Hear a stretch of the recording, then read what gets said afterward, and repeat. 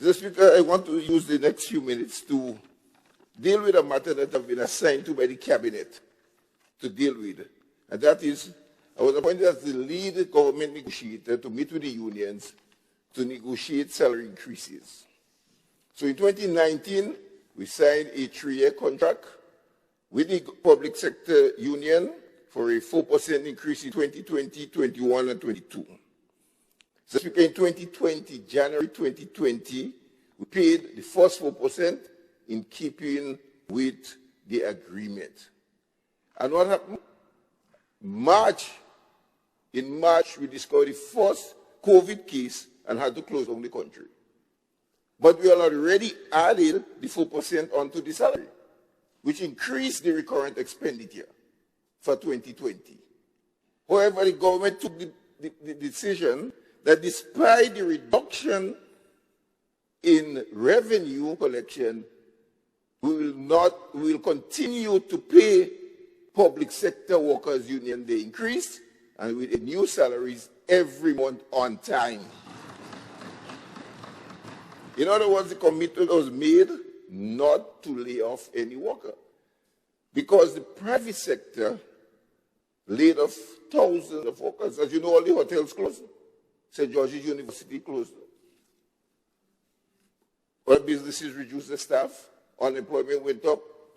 So the government decided to keep all public sector jobs. While most governments were contemplating cutting salary or at least not increasing salary, I thought there was no increase in none of the CARICOM member states for this year for public officers. So 2021 come. And the first mandate that was given by the Cabinet was to ask the public sector workers to forego the 4%, to give it up. Because look at the struggle we had in 2020 caused by COVID-19, where you were collecting 50% less revenue. Well, Mr. Speaker, you know, like everybody else, if you're in a business and you're collecting less revenue and you're struggling to meet your expenditure, you'll have to cut your expenditure. You'll have to cut. That's how businesses operate. So the government decided it would not cut the salary of public workers. So they asked me to go to the unions and say to them, consider to forego the 4%, to give the government some more room, some more fiscal space, because all the other sectors look into government for help. The Grenada Taxi Association, the Hotel Association, small business, all of them come and turn into government. So with reduced revenue, you have increased expenditure, increased request to spend more. So I went to the unions and said that we'd like you to consider foregoing the 4%. They came back with a response saying they are not prepared to forego the 4%. They have negotiated it, they're entitled to it. We are contractually bound to give them, and therefore they're not prepared to do that. So I said, well, in the interest of Grenada, we're asking you to do that. They said no. So I went back to Cabinet and reported that the union did not agree to forego. So the Cabinet gave me a new mandate. They said, well, go back to the unions and ask them to consider deferring the 4%. In other words, because of the negative impact on the recurrent revenue, we will not be able to pay it from January. So if we consider deferring it to a time where we have enough, when we have the recurrent revenue to meet the recurrent expenditure. Because let me explain that. We meet the recurrent expenditure, that's the monthly expenditure that we have to pay every time, recurring, by the collecting the revenues. And I showed to the union the various tax types and explained the performance. I said, the personal income tax, down. Corporate tax, down. Value-added tax, down. All the tax is down, and you live in Grenada and you know why it's down. Because if the worker, 2,000 workers gone home, they're paying income tax. They have no disposable income. They cannot spend in the economy. If they cannot spend, then you collect less. And so there's no magic of why the revenues fail. So he said, listen, cannot get it in January because of the fiscal situation. Because if you increase it, You increasing, you have to find it every month, you know. So you might say, let's look at the finances and say, well, in February you collected a lot of money so you could pay us. So what happened to, we finding the money in March, April, and the rest of the months? You have to find it every month. That is what you call recurrent. You're recurring every month. So you can't just look at 1 month and say you did good to pay us. Every month we have to find it. You know, once you increase it, the recurrent expenditure, you must find it every month to pay. So he said to the union, we must consider deferring it. But whenever we pay it, you will get it retroactively. So you not lose anything. You will get the retroactive payment. Now, retroactive payment is something that we got rid of when we entered the structural adjustment program. We said we're going to negotiate before the next cycle starts so that there is no retroactive payment. So we don't want to be in a position as a government where we have to pay this money retroactively. Because if we pay the money at the end of December, it costs $13.2 million retroactively, you have to find it. And then you have to put the 4% on top of the 4% for 2022.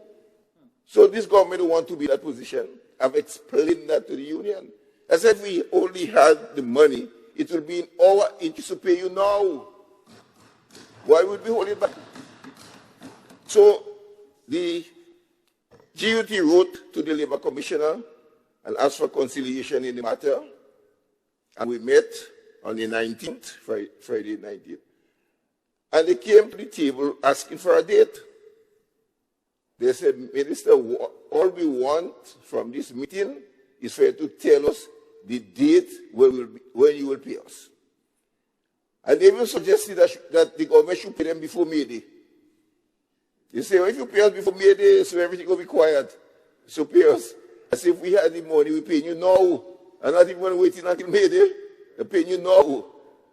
So I suggested that we meet at the end of March to review the first quarter performance, fiscal situation, revenue and expenditure situation at the end of March. The union agreed. And around the table, Mr. Speaker, mostly they're very cordial, you know, and understanding around the table. So when they leave around the table, I'll be surprised what takes place after, because around the table, they're so cooperative. And they say, yes, well, we understand the situation, but we cannot go back to our membership. And tell us, why you can go back to your membership and explain the situation to them? Say they want a date. So I said, okay, the money will be paid on or before December 31st. This year. This year is due this year, which you pay this year. He said, no, we want a more specific date. You must give us a month. Let's go back. Said, well, I have no mandate from cabinet with a month, and based on the fiscal situation, I cannot give you a month. But let us review the situation at the end of March, and then we'll be in a position to determine that.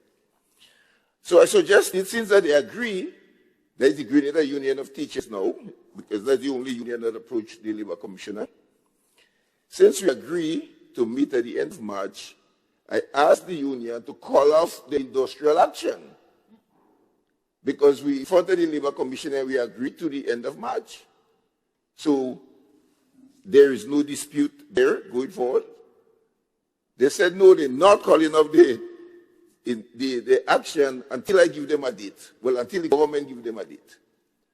So go back and tell Cabinet that we're not calling off the action until they give us a date. Because the Prime Minister could give us a date because he's a long-standing politician and they're afraid that he's trying to outsmart them. See? So, as I say, around the table, you'll be real friendly and understanding. So they left there, and we left on the 19th of February, Mr. Speaker, and the action continued. The protest continued, but the protest is not helpful because we are trying to raise the revenue. We want to make sure we have a stable environment because investors look for stable, environment.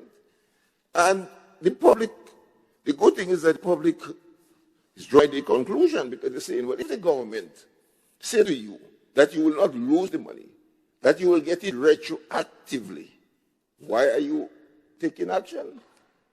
Mr. Speaker, this month will mark 1 year since thousands of workers have not received a single cent. 1 year, hotel workers have been sent home. People who for the very first time since I'm in politics 8 years now, for the very first time come to me for help. These people had good jobs, good paying jobs, never approached me. And ask any member of parliament here, never came to us for assistance. Cannot pay rent, cannot pay mortgage, cannot pay the bills because they're not working. 1 year. 1 year that's sent. And they are pushing government, and government do not have the resources to help. That is the situation we find ourselves in. So you have the public sector workers who are paid every month, receive their salary, their allowances and everything. And you have a next group of people who 1 year now have not received anything at all and turn into government. So it's a difficult situation, but we live in Grenada, and under the new National Party government, democracy reigns supreme. That's where you see in the most much. And the most talk, and everybody on talk radio, the most license any government ever give for a radio station is NP government. Everybody on business, so they have the right to do what they are doing, and the public will be the judge. So I've heard statements from the public saying it seems that this is about union election because you have 2 elections coming up this month, Public Workers Union and GUT. I don't know that, I'm just reporting what the public said, that it seems that this action is geared to influence the outcome of the elections that are coming up. But at the same time, you have students in the school that are suffering because of the action. So I hope that good sense will prevail and that we can see an amicable settlement to a matter which, quite frankly, is one that is so simple. We owe you, we accept that. So whether I hope union leaders in, legally the government had to pay them, we never dispute that, Mr. Speaker. Everything on the table, we never disputed that. We said we're contractually bound to pay you, and we will pay you. So where is the dispute? And when paying you, you will get it retroactively. They say we understand that, but still tell us a month when you want to pay. So I don't know what else to see. So I just wanted to update the nation and what the facts, and let rational people draw their own conclusion. Thank you, Mr. Speaker.